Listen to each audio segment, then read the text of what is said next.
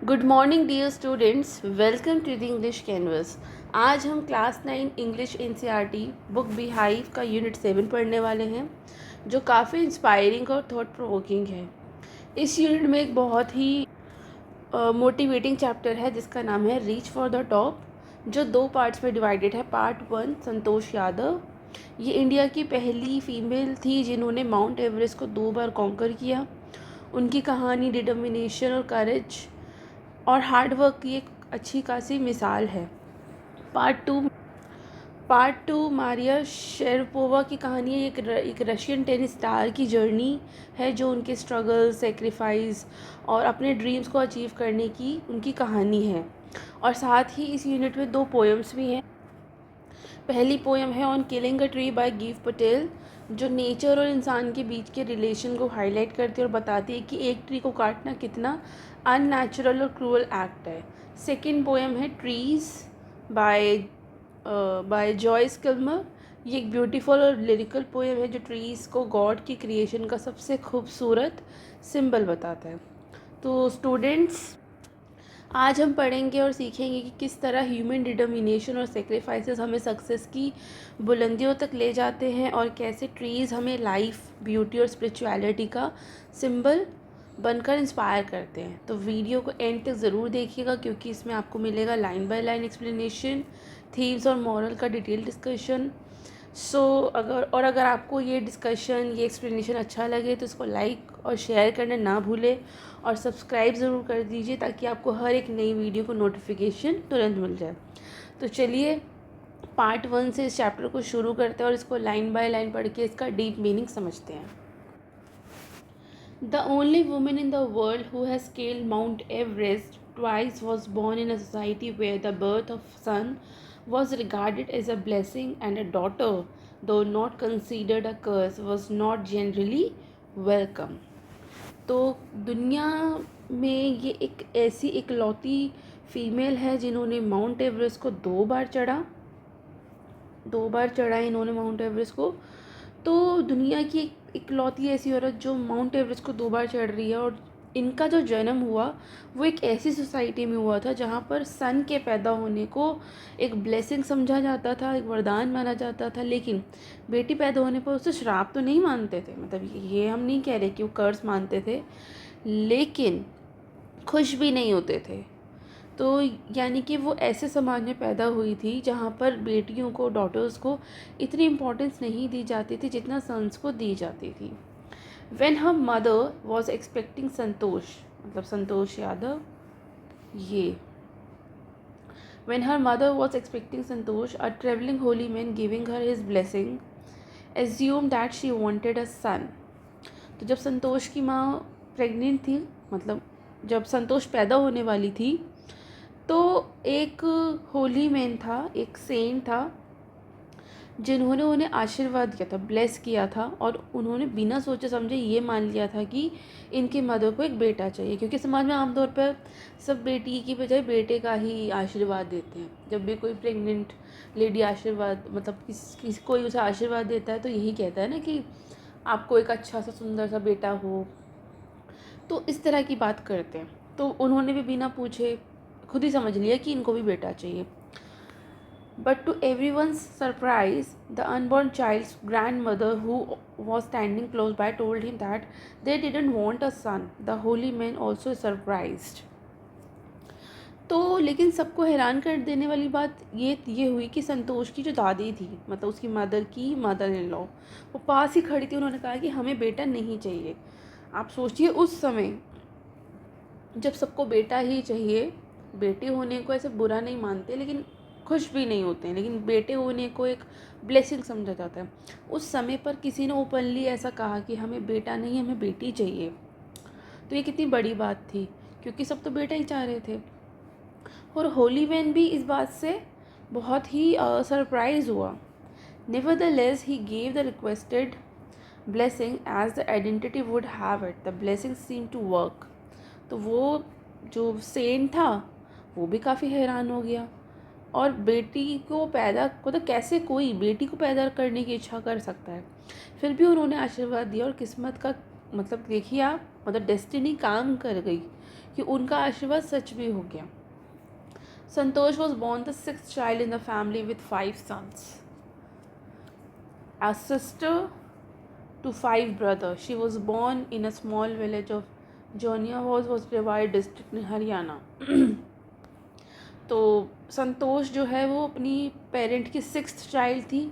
उससे पहले उसके पेरेंट्स के 5 बेटे थे, तो वो 5 भाइयों की इकलौती सिस्टर थी।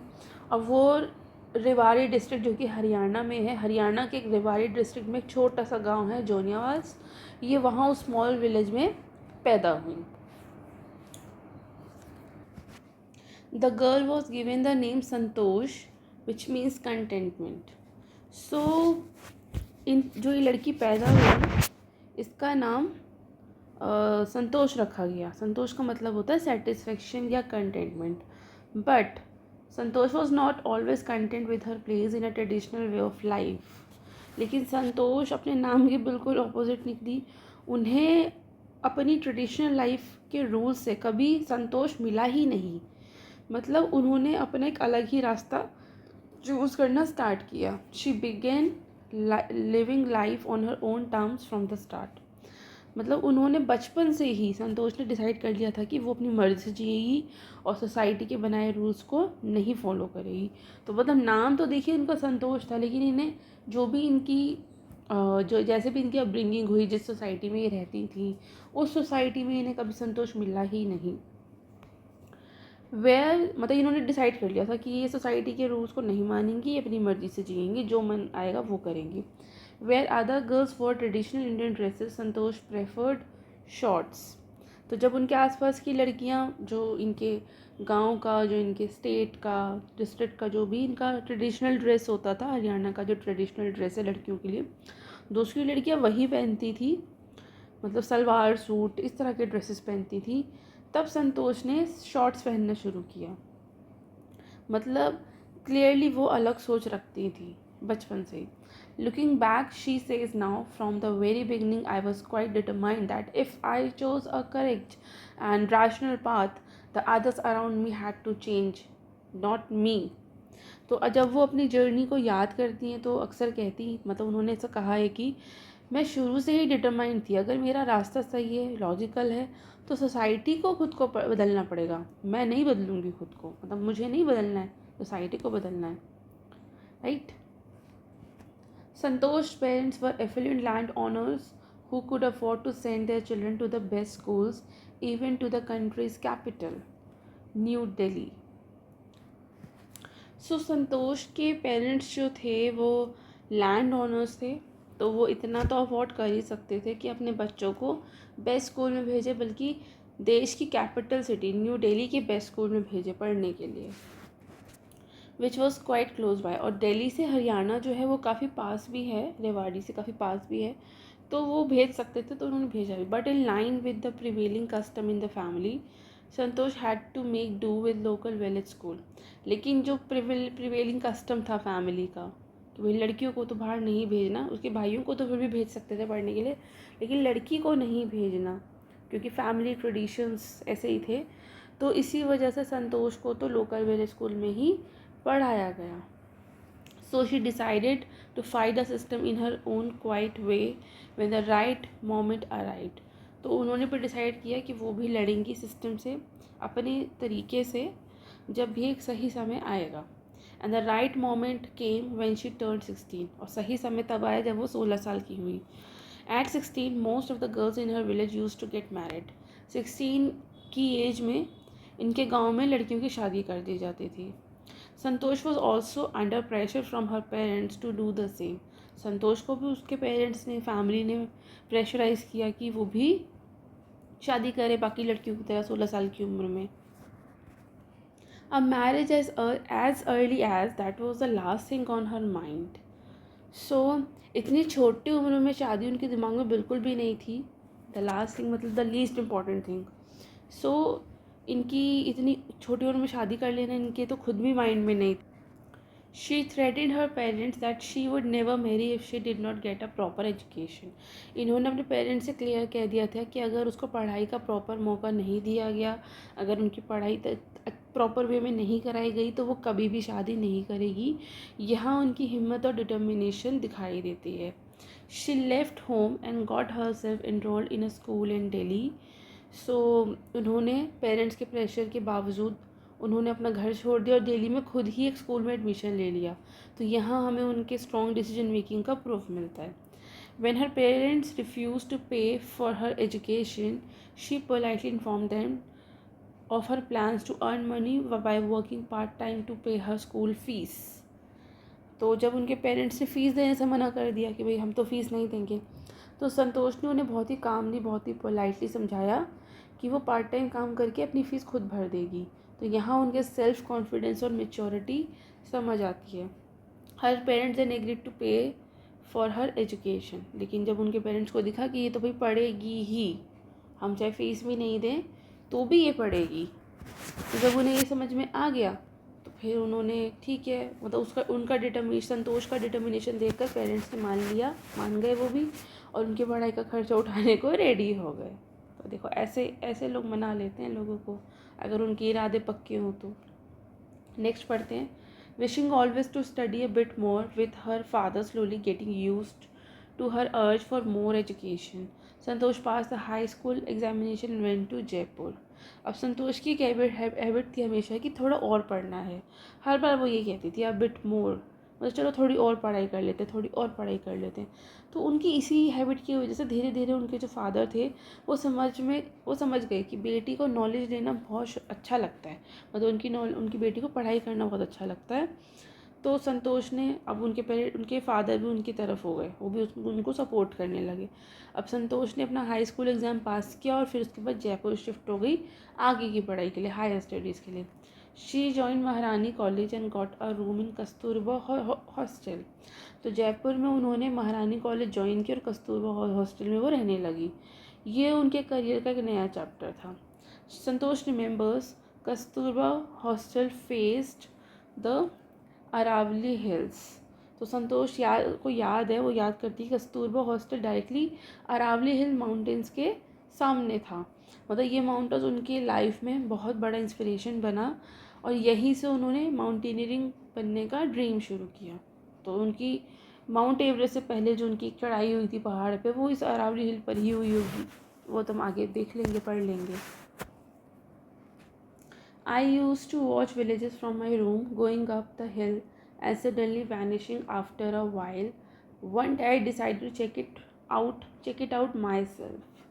तो मतलब संतोष अपने कमरे से ही अरावली हिल्स को देख रही थी और वहाँ जो गांव के लोगों को देखकर हैरान होती थी कि वो पहाड़ी पर चढ़ते हैं और फिर कुछ ही देर में वो नज़र से गायब हो जाते हैं। तो एक दिन, मतलब इंटरेस्टिंग एंगल ये है कि ये जो संतोष है ये बहुत छोटी उम्र से काफ़ी क्यूरियस थी। इनकी क्यूरियोसिटी यहाँ पर हाईलाइट हो रही है। वो सिर्फ देख रही थी पर अंदर से इंस्पायर्ड भी हो रही थी कि लोग किस तरह से पहाड़ पर चढ़कर फिर वापस उतर आते हैं। तो एक दिन उन्होंने सोचा कि मुझे खुद जाके देखना चाहिए कि पहाड़ पर चढ़ के कैसा लगता है। I found nobody except a few mountaineers. तो इन्होंने सोचा एक दिन कि मुझे खुद जाकर देखना चाहिए, पर जब वो पहाड़ी पर गई तो बस कुछ प्रोफेशनल माउंटेनियर्स ही उन्हें मिले। तो यहाँ पे इन्होंने, मतलब इनको एक आइडिया हुआ कि रियल लाइफ एडवेंचर का फेस कभी भी सिंपल नहीं होता, कभी कभी थोड़ा चैलेंजिंग भी होता है। I asked if I could join them. To my pleasant surprise they answered in an affirmative motivated me to take to climbing. अब संतोष ने उनसे पूछा कि क्या वो उनको ज्वाइन कर सकती है, उनके साथ चल सकती है, और सरप्राइज़ ये था कि माउंटेनियर्स ने हाँ भी कर दिया। अक्सर उनके साथ ऐसा हुआ नहीं था। जब जब उन्होंने लोगों से कुछ भी पूछा, अपने पेरेंट्स से पूछा, फैमिली से पूछा पढ़ने के लिए या किसी भी काम के लिए, तो लोगों ने उन्हें मना किया। लेकिन ये पहली बार ऐसा था कि उन्होंने पूछा और उन लोगों ने, माउंटेनियर्स, उन्होंने हाँ कह दिया। तो ये काफ़ी सरप्राइजिंग था कि माउंटेनियर्स ने हाँ कर दिया और उसे क्लाइंबिंग के लिए इंस्पायर भी किया। तो एनकरेजमेंट और पॉजिटिविटी का रिस्पॉन्स का इम्पैक्ट ये हुआ कि ये एक टर्निंग पॉइंट बना संतोष की जर्नी में। Then there was no looking back for this determined young girl. तो इस पॉइंट के बाद संतोष ने अपनी मतलब इस पॉइंट के बाद संतोष ने अपनी डेडिकेशन डिटर्मिनेशन के साथ आगे बढ़ना स्टार्ट कर दिया और उन्होंने कभी भी पीछे मुड़कर नहीं देखा। तो बेसिकली ये कि एक बार वो आगे बढ़ गई फिर कभी नहीं रुकी, मतलब उनके अंदर एक अनस्टॉपेबल स्पिरिट आ गई थी। She saved money and enrolled in a course at Uttarkashi's Nehru Institute of Mountaineering. तो संतोष ने अपने पैसे बचाए और अपने सपनों को सच करने के लिए खुद पैसे बचा के माउंटेनियरिंग इंस्टीट्यूशन ज्वाइन कर लिया। तो यहाँ हमें उनकी सेल्फ रिलायंस और प्लानिंग का पता चलता है कि बचपन का एडवेंचर अब प्रोफेशनल ट्रेनिंग में कन्वर्ट हो गया था। My college semester in Jaipur was to end in April, but it ended on the 19th May. So I was supposed to be in Uttarkashi on 21st. तो college के time में वो training का जो schedule था वो clash हो गया। इनका जो सेमेस्टर ख़त्म होने वाला था जयपुर में इनके कॉलेज का, वो अप्रैल में ख़त्म होने वाला था, लेकिन वो ख़त्म हुआ 19 मई को और 21 को इनको उत्तरकाशी जाना था। तो यहाँ क्लैश हो गया। अब सवाल ये है कि इन्होंने मैनेज कैसे किया होगा। So I did not go back home, instead I headed straight for the training. I had to write a letter of apology to my father without whose permission I had got myself enrolled at Uttarkashi.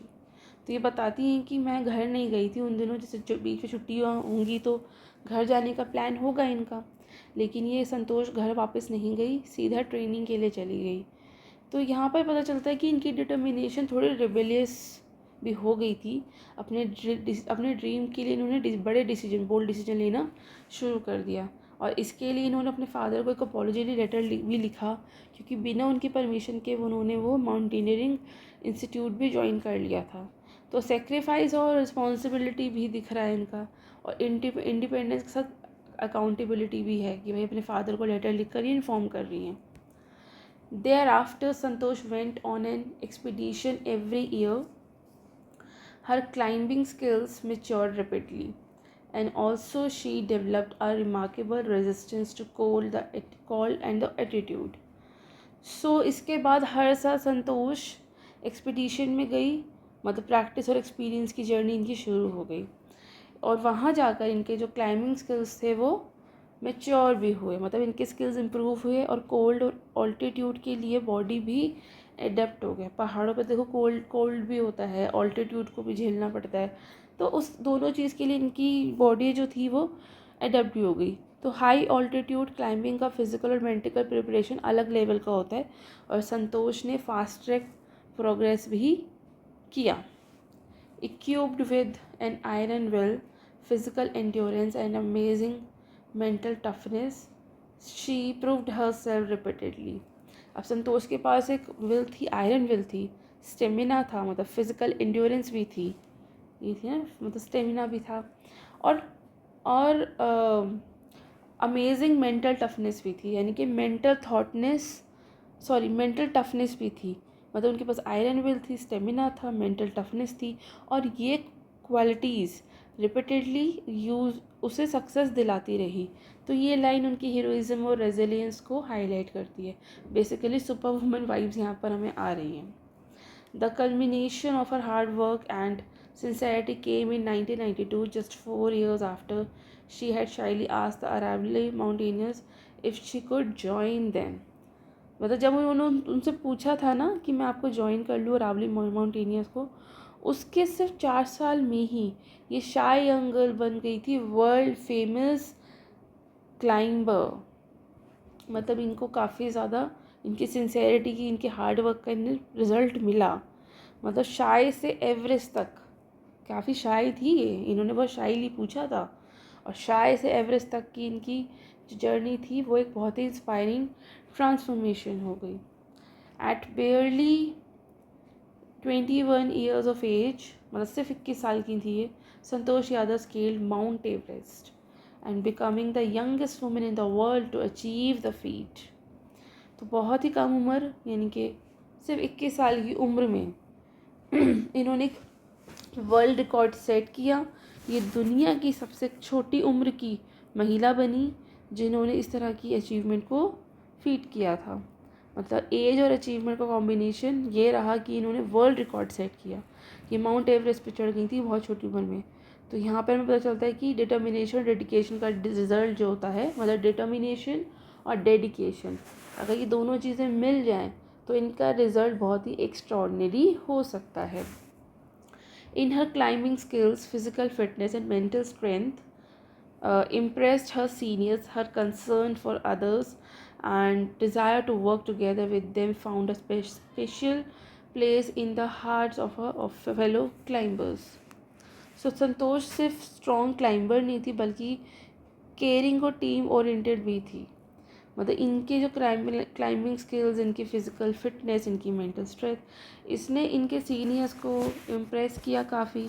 इनका जो concern था दूसरों के लिए और काम करने की जो डिज़ायर थी, उन सब चीज़ों ने इनके लिए एक स्पेशल प्लेस बनाया जो लोग फेलो क्लाइंबर्स थे ना उनके बीच में। मतलब ये काफ़ी टीम वर्क काफ़ी अच्छा करती थी। मतलब संतोष सिर्फ स्ट्रॉन्ग क्लाइंबर नहीं थी बल्कि काफ़ी केयरिंग और टीम ओरिएंटेड भी थी। तो ट्रू लीडरशिप और रिस्पेक्ट का कॉम्बिनेशन थी। स्ट्रेंथ के साथ इनको एम्पैथी भी थी, राइट। सो आप देखिए इनका फ़ोटो है ये। Iron will, physical endurance and mental toughness characterize Santosh Yadav.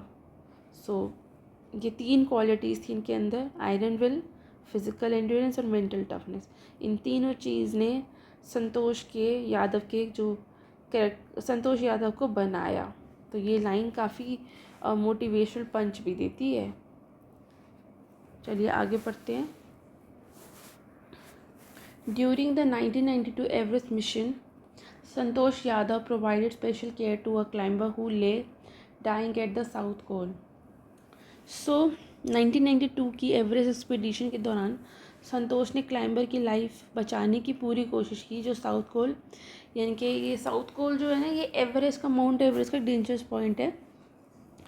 मतलब जो इनका फेलो क्लाइंबर था उसकी जान बचाने की पूरी कोशिश की, जो साउथ पोल पर बहुत ही ख़राब हालत में था।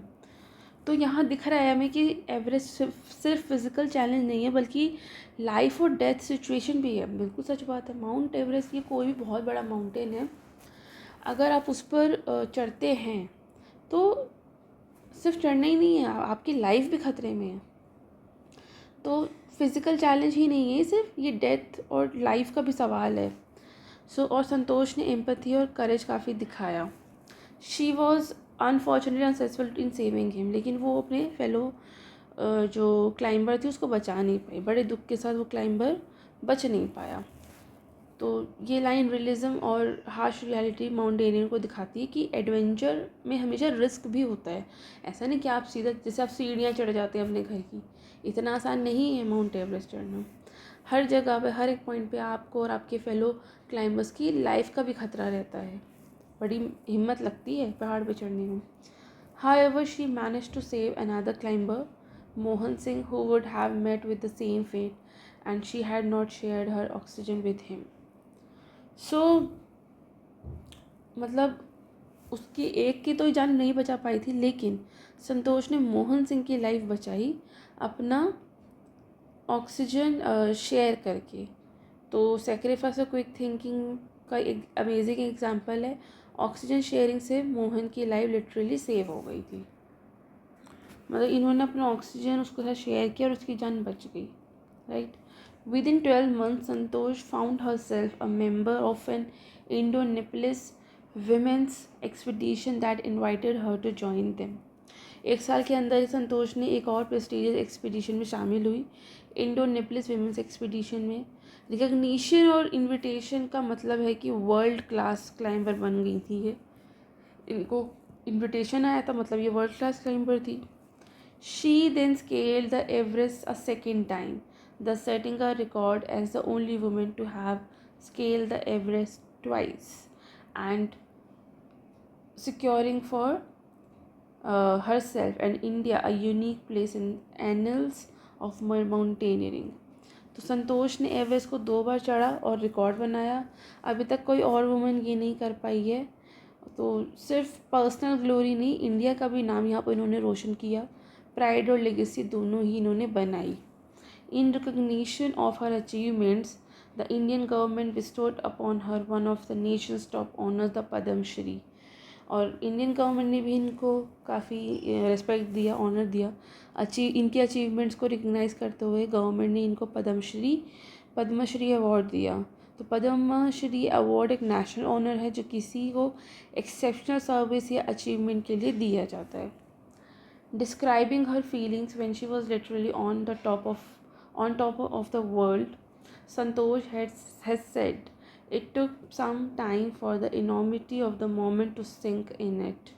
तो एवरेस्ट के समिट पर खड़े होकर संतोष का कहना था कि इनिशियली उस मोमेंट का सिग्निफिकेंस समझ में नहीं आया। मतलब ये दिखाता है कि एक्सट्रीम एक्सपीरियंस कभी इंस्टेंटली डाइजेस्ट नहीं होते और मतलब काफ़ी डिसबिलीफ की फीलिंग और ऑसमनेस की फीलिंग रहती है, right. Then I unfurled the Indian tricolour, मतलब भारत का झंडा, तिरंगा, held it aloft to on the roof of the world. The feeling is indescribable. The Indian flag was flying on the top of the world. It was truly a spiritual moment. I felt proud as an Indian. तो उन्होंने Indian flag को Everest के summit पर hold किया, literally roof of the world पर, मतलब India के top पर, पूरी दुनिया के टॉप पर भारत का झंडा लहराया। ये लाइन एक नेशनल प्राइड और स्पिरिचुअल फुलफिलमेंट दोनों को एक्सप्रेस करती है। इमोशनल और पेट्रियोटिक मोमेंट जो वर्ड्स में डिस्क्राइब करना मुश्किल है, राइट। और also a fervent environmentalist, Santosh collected and brought down 500 kilograms of garbage from the Himalayas. और सिर्फ क्लाइंबिंग में नहीं, संतोष ने इन्वायरमेंट का भी ख्याल रखा। हिमालय से ऑलमोस्ट 500 किलो गार्बेज कलेक्ट करके वो नीचे लेकर आई। मतलब हिमालय पर इतना कूड़ा कर दिया था लोगों ने कि 500 किलो का गार्बेज हुआ, उसको नीचे लेकर आई। मतलब एडवेंचर के साथ साथ रिस्पॉन्सिबिलिटी भी उन्होंने पूरी की। तो ये हमें यहाँ पता चलता है कि ये एक ट्रू लीडर है, माउंटेनियर है, सिर्फ हाइट्स में नहीं बल्कि अर्थ पे भी पॉजिटिव इम्पैक्ट इन्होंने क्रिएट किया है। तो यहाँ इनकी कहानी ख़त्म होती है। इनकी लाइफ जर्नी काफ़ी इंटरेस्टिंग थी देखा जाए तो। एक ऐसी जगह से बाहर आना जहाँ पर लड़कियों को सिर्फ 16 साल की उम्र में उनकी शादी कर दी जाती है, उन्हें गांव से आगे बाहर पढ़ने तक नहीं जाने दिया जाता। ऐसी जगह से पैदा होने के बाद इतना ज़्यादा स्ट्रगल, इतनी ज़्यादा लड़ाई लड़ने के बाद अपने लिए पढ़ाई की परमिशन ले ली उन्होंने, उसका माउंटेनियर बनी। ये अपने आप में बहुत बड़ी बात है। तो इनकी कहानियाँ ख़त्म होती है। अब पार्ट 2 आता है मारिया शेरापोवा, इनकी कहानी पढ़ते हैं। ये एक रशियन गर्ल हैं। तो इस चैप्टर का पार्ट 2 है मारिया शेरापोवा। ये एक रशियन लड़की हैं। ये रशिया में पैदा हुई। बचपन में ही टेनिस में इंटरेस्ट इनका डेवलप हुआ। फैमिली का सपोर्ट और सेक्रीफाइस हाईलाइट होते इनकी लाइफ में। जिससे संतोष यादव में डेडिकेशन दिख रहा था, मारिया में फैमिली इंकरेजमेंट और ट्रेनिंग का फोकस है। मारिया को बचपन में ही टेनिस एकेडमी ज्वाइन करनी पड़ी। बहुत यंग एज में प्रैक्टिस और डिसिप्लिन शुरू हुआ। तो इस स्टोरी में दिखाया गया है कि कभी कभी यंग प्लेयर्स को होम और फैमिली से दूर रहना पड़ता है। और मारिया ने ग्रेजुअली टूर्नामेंट्स जीतने शुरू भी किए और इंटरनेशनल स्टेज पर अपना नाम बनाया। स्टोरी में उनकी हार्ड वर्क, कंसिस्टेंसी और मेंटल टफनेस से बताया गया है कि इनको सक्सेस मिला। इनको इस बीच काफ़ी इंजरीज़ भी हुई, डिफीट भी हुई, लेकिन उसके बावजूद भी मतलब स्पोर्ट्स में फेलियर एक्सपीरियंस करने का भी अलग ही एक इम्पोर्टेंस होती है। तो मारिया ने अपने फेलियर्स को फेस करते हुए अपना पेशेंस के साथ अपने रेजिलियंस को दिखाया, जिससे संतोष यादव ने एवरेस्ट पर चैलेंज फेस किए थे। तो चलिए इनकी भी कहानी पढ़ते हैं और लाइन बाय लाइन इनकी डीप मीनिंग समझते हैं।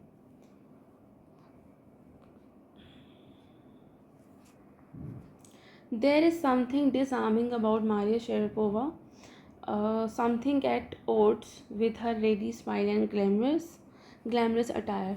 मतलब मारिया में कुछ ऐसा है जो आपको इंस्टेंटली अट्रैक्ट करता है, लेकिन ये उसके रेडी स्माइल और ग्लैमरस स्टाइल के साथ साथ थोड़ा कंट्रास्ट में है।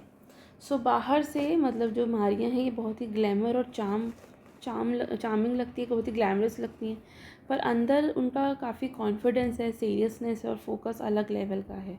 मतलब ये उनकी हिडन स्ट्रेंथ है जो उन्हें काफ़ी स्पेशल बनाती है। And that something in her lifted on Monday 22nd August 2005 to the world number 1 position in women's tennis. और उनकी यही हिडन क्वालिटी की वजह से मारिया ने 22 अगस्त 2005 को, मतलब ऑलमोस्ट 20 साल पहले, अभी 2025 चल रहा है और सितंबर चल रहा है, आज क्या डेट है, आज 23 सितंबर है, यानी कि 20 साल 31 डेज़ बाद, 20 साल और 31 डेज़ बाद,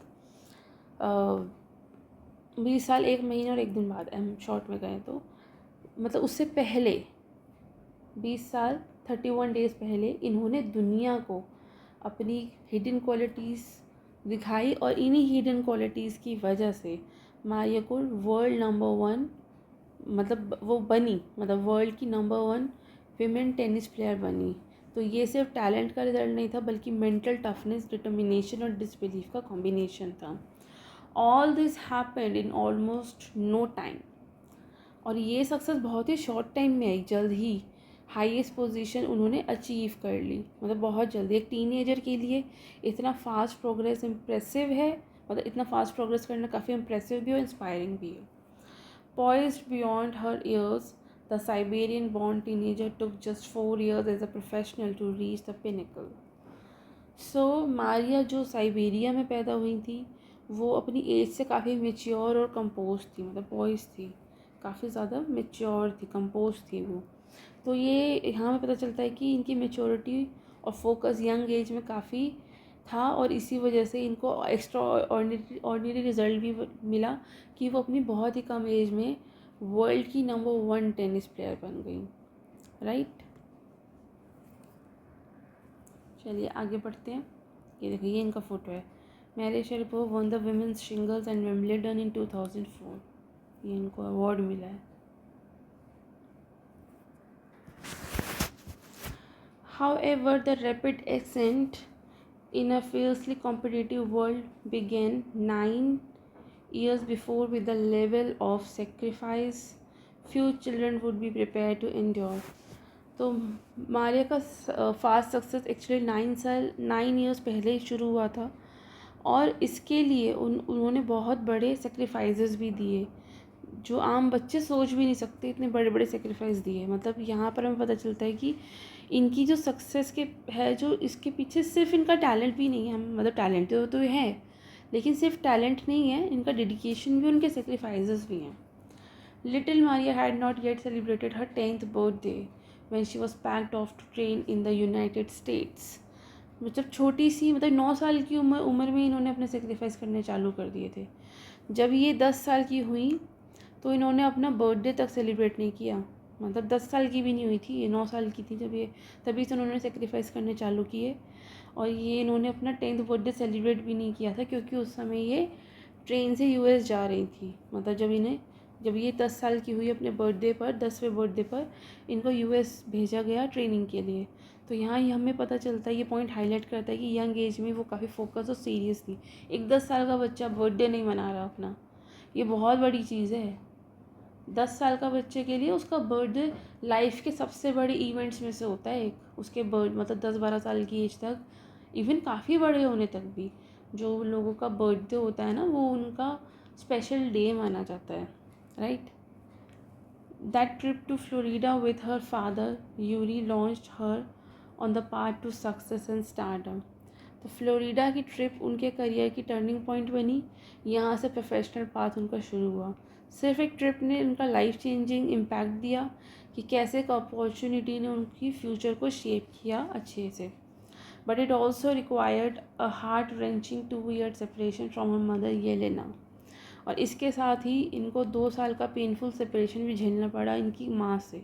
एक छोटी सी बच्ची अपना 10th बर्थडे नहीं मना रही, अपनी माँ से दूर हो रही है 2-2 साल के लिए, काफ़ी बड़े सेक्रीफाइस हैं ये। मतलब बचपन में पेरेंटल सेपरेशन का स्ट्रगल और इमोशनल स्ट्रेंथ का डेवलपमेंट, ये बहुत ही यूनिक है।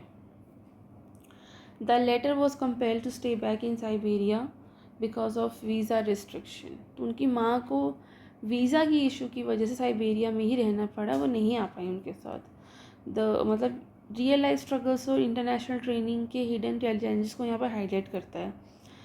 The 9-year-old girl had already learned an important lesson in life, that tennis excellence would only come at a price. अब एक 9-10 साल की बच्ची को ये लाइफ लेसन उसने सीख लिया कि एक्सीलेंस का प्राइस भी होता है, और अगर तुम्हें एक्सीलेंस चाहिए तुम्हें उसके प्राइस भी देना पड़ेगा। तो सक्सेस के लिए सेक्रीफाइस और पेशेंस बहुत ज़रूरी है। अब ये मारिया कहती हैं कि I use to be so lonely. Maria calls, I missed my mother terribly. My father was working as much as he could to keep my tennis training going, so he couldn't see me either. ये कहती हैं कि इनको बहुत अकेलापन महसूस होता था उस समय पर। मतलब ये जो इस तरह के बच्चे होते हैं ना, जो बचपन से ही काफ़ी सक्सेसफुल हो जाते हैं, सुपरस्टार टाइप जो बच्चे होते हैं, इनके चाइल्डहुड में लोनलीनेस होता है। और ये जो लाइन है ये ह्यूमन टच को ऐड करती है। वो बताती है कि मैं अपनी माँ को बहुत ही टेरिबली मिस करती थी, बहुत ज़्यादा मिस करती थी, और उनके फादर भी उनकी टेनिस ट्रेनिंग के लिए उस काम में बहुत बिज़ी रहते थे ताकि वो पैसे बचा सकें, और मतलब ज़्यादा से ज़्यादा काम करते थे, और वो तो मुझे देख भी नहीं पाते थे, वो इतने ज़्यादा बिज़ी रहते थे। मतलब फैमिली सिर्फ इन्होंने और इनकी फैमिली ने बहुत ज़्यादा सेक्रीफाइस किया, और इमोशनल कॉस्ट जो है वो इन्होंने पे किया है, और यहाँ हाईलाइट होता है ये। Because I was so young, I use to go to bed at 8 PM. The other tennis pupils would come in at 11 PM, wake me up and order me to tidy up the room and clean it. तो ये छोटी थी, बहुत छोटी थी, तो इसलिए ये 8 बजे सो जाया करती थी। दूसरे जो टेनिस के स्टूडेंट्स थे वो 11 बजे आते थे, 3 घंटे बाद। फिर वो इन्हें उठाते थे और रूम को फिर ये साफ़ वगैरह करते, टाइडी अप करते थे, क्लीन अप करते थे। मतलब बचपन से ही ये काफ़ी डिसिप्लिन्ड भी रही हैं। आगे बढ़ते हैं। Instead of letting that depress me, I became more quietly determined and mentally tough. I learned how to take care of myself. I never thought of quitting because I knew what I wanted. When you come from nothing and you have nothing, then it makes you very hungry and determined.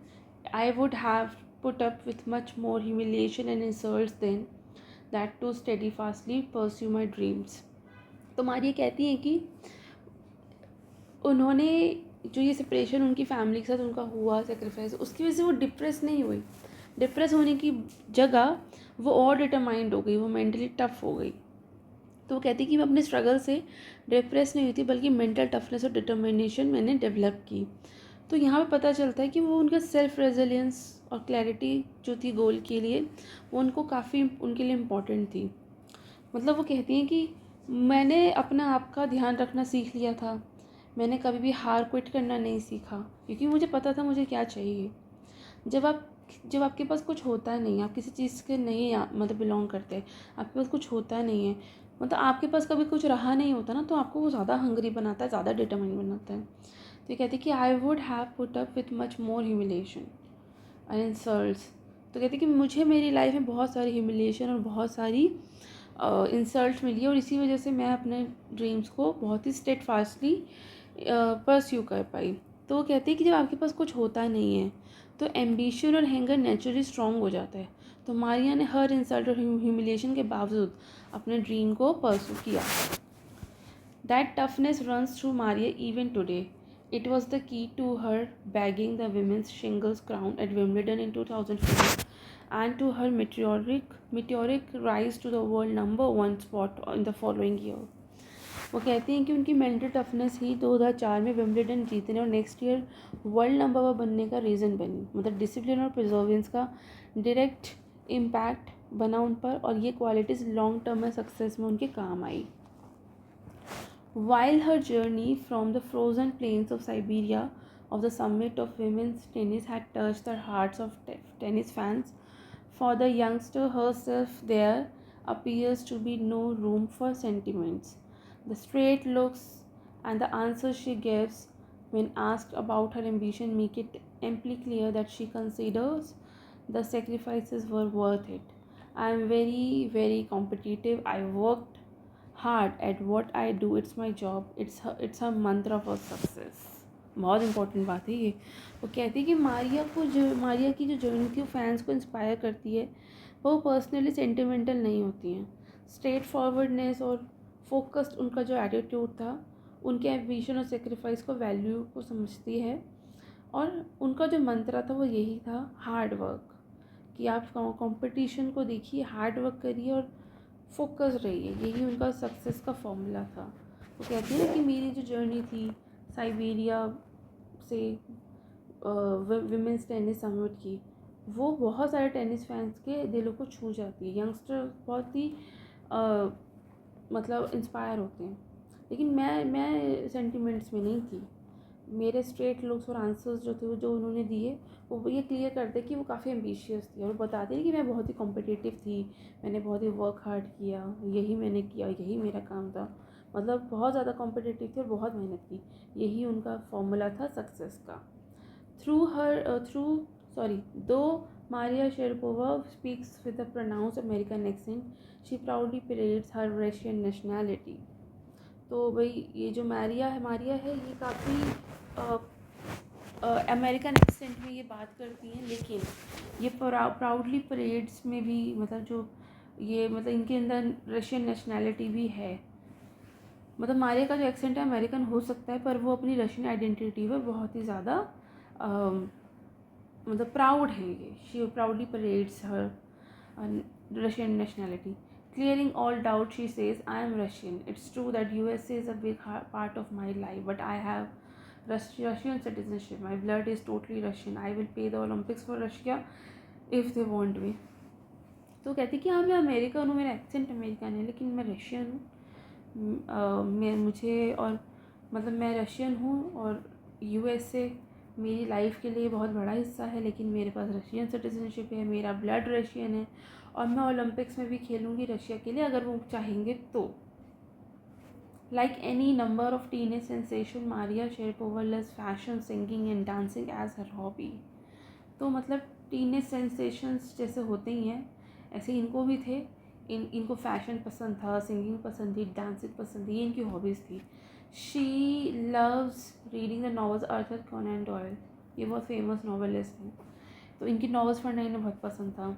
Her fondness for sophisticated evening gowns appears at odds with her love of pancakes with chocolate spread and fizzy orange drinks.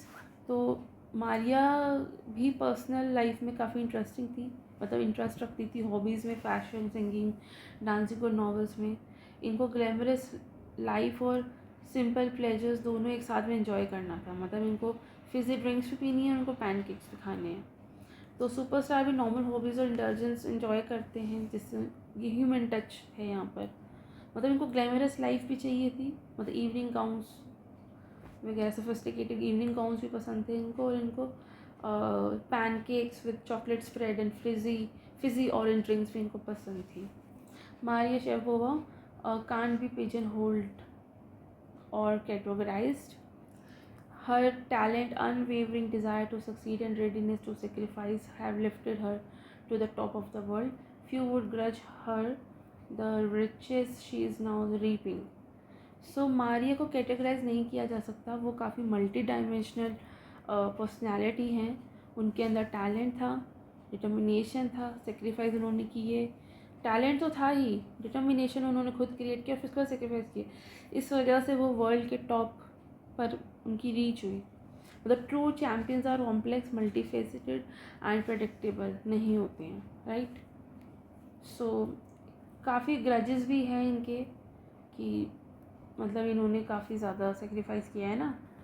मतलब अब जो है इन्होंने काफ़ी मेहनत की। This is what she has to say about her monetary gains from tennis. Of course money is a motivation, tennis is a business and a sport, but the most important thing is to become number one in the world. That's the dream that kept me going. तो ये कहती हैं कि मतलब अब जो है वो मारिया अपनी मेहनत के फाइनेंशियल रिवॉर्ड्स इन्जॉय कर रही हैं। मतलब सक्सेस का एक्सपेक्ट ये भी है कि फेम और मेडल्स के साथ मनी और स्पॉन्सरशिप भी आती है। तो मारिया ने खुलकर कहती है कि this is what she has to say about her monetary gains from tennis. वो खुलकर कहती कि मनी भी मोटिवेशन का पार्ट है, लेकिन सिर्फ मोटिवेशन नहीं, फोकस और ड्रीम सबसे पहले होते हैं। मतलब फाइनेंशियल रिवॉर्ड इंपॉर्टेंट है, पर प्राइमरी गोल जो है वो ये है कि दुनिया में नंबर वन बनने का एम्बिशन।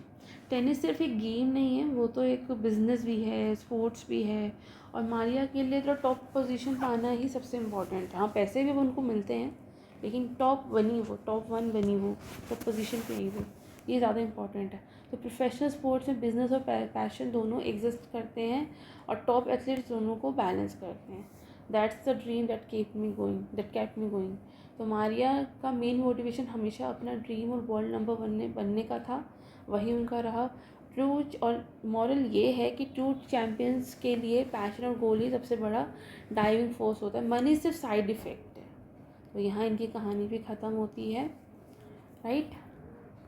ये भी काफ़ी अच्छी स्टोरी थी. इसमें मारिया रशिया में पैदा हुई, बचपन में टेनिस में इंटरेस्ट था, 9 साल की एज में यूएस से चली गई, अपनी मदर से 2 साल अलग रही, अपने फादर को भी नहीं देख पाती थी, छोटी एज में काफ़ी लोनलीनेस थी उनको लाइफ में, और चैलेंजेस फेस करने के बावजूद मारिया ने मेंटल टफनेस और डिटर्मिनेशन डेवलप की.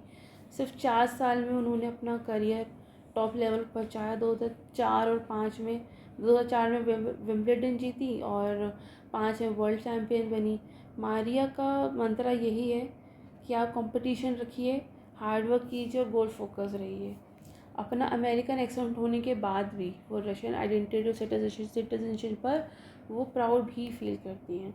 तो इनको मारिया की स्टोरी में हमें ये सिखाती है कि सेक्रीफाइसेस, डिटर्मिनेशन, सेल्फ बिलीव और पैशन के बिना टॉप पर रीच नहीं किया जा सकता. तो ये दोनों स्टोरी बहुत इंटरेस्टिंग, बहुत इंस्पायरिंग थी. अब आते हैं पोइट्री सेक्शन में. तो सबसे पहली poetry on a killing a tree. देखिए ये जो पोएम है ये ट्रीज़ के ऊपर है, नेचर के ऊपर है. You must have observe people cutting trees down. आपने हमेशा देखा होगा कि लोग पेड़ काटते हैं, but can they kill a tree? वो ट्री को मार रहे हैं, क्या इतना ईजी है? तो चलिए पोएम पढ़ते हैं और समझते हैं कि क्या होता है जब हम ट्री को मारते हैं. It takes much time to kill a tree. मतलब एक ट्री को मारने में बहुत समय लगता है. तो ये लाइन यहाँ बताती है कि नेचर स्ट्रॉन्ग और रेजिलिएंट होती है, उसको मारना इतना ईजी नहीं है. Right. Not a simple jab of the knife. मतलब कहते हैं कि एक ट्री को मारना इतना ईजी नहीं है, सिर्फ नाइफ से एक बार कट करने वाला काम नहीं है ये. मतलब नेचर का सर्वाइवल इंस्टिंक्ट स्ट्रॉन्ग होता है और हर ट्री रेजिलिएंट है. Right. Will do it, it has grown. So tree को मारना जैसे चाकू से कोई सब्जी काट देना जैसा आसान नहीं है, बहुत मुश्किल लगती है. It has grown slowly consuming the earth, rising out of it, feeding upon its crust, absorbing years of sunlight, air, water. तो यहाँ पर ये कहते हैं कि ट्री धीरे धीरे ग्रो होता है, सॉइल का न्यूट्रिएंट्स लेता है, सालों की सनलाइट लेता है, एयर लेता है, वाटर एब्जॉर्ब करता है. तो मतलब ट्री एक दिन में तो पैदा हुआ है नहीं, बना भी नहीं है एक दिन में, वो धीरे धीरे वो ग्रो हुआ है. तो ट्री की लाइफ सिस्टम काफ़ी कॉम्प्लेक्स है और डीपली कनेक्टेड है, और इसका ईज़िली डिस्ट्रक्शन नहीं हो सकता. And out of its leprous height sprouting leaves. तो ट्री का एक आउटर बाग होता है जिसका स्किन होता है जो काफ़ी रफ़ और वॉर्न आउट हो सकता है, लेकिन फिर भी उस पर लीव्स ग्रो होती हैं. तो नेचर का हर डैमेज के बाद रिकवर किया जा सकता है. Right. So hack and chop, but this alone won't do it. Not so much pain will do it. So सिर्फ ट्री को कट या हैक करना काफ़ी नहीं है. ट्री का पेन या बाग का ब्लीडिंग ट्री को नहीं मार सकता. सर्वाइवल और रीजनरेशन पावर यहाँ बहुत स्ट्रॉन्ग होती है, पता चलता है हमें.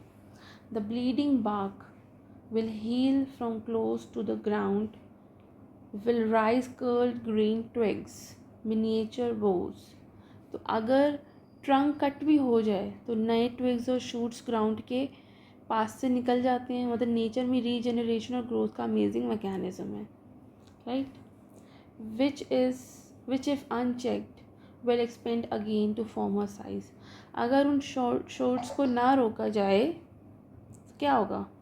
अगर उनको रोका जाए तो ट्री फिर से अपना ओरिजिनल साइज़ अचीव कर लेगा. आप अगर ट्री को थोड़ा काट भी देना फिर से उग जाएगा. तो नेचर क्या हीलिंग और रीग्रोथ एबिलिटी काफ़ी एक्स्ट्रा ऑर्डिनरी है. No, the root is to be pulled out of the anchoring earth. It is to be roped tight and pulled out, snapped out. तो पूरा ट्री डिस्ट्रॉय करने के लिए roots को भी रिमूव करना पड़ता है जिससे वो अर्थ में कम्प्लीटली अपरूट हो जाए. तो ट्री के सर्वाइवल का सीक्रेट रूट्स में है, जैसे ह्यूमन रूट्स है फाउंडेशन। तो हमने यहाँ पर पढ़ा अब तक कि ट्रीज़ को मारना इजी नहीं है, बार्क और ट्रंक कट करने से काम नहीं होता।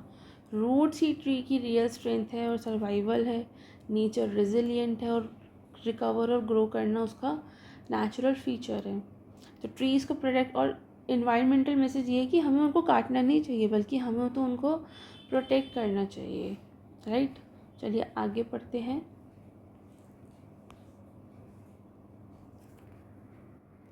और pulled out entirely out from the earth cave and the strength of the tree exposed। Tree को पूरी तरह से अर्थ से निकालना पड़ता है, जैसे रूट्स को अर्थ के अंदर से एक्सट्रैक्ट किया जा रहा हो। तो ये दिखाता है कि ट्री का असली स्ट्रेंथ रूट्स पे छुपा होता है, जो नॉर्मली हिडन रहता है।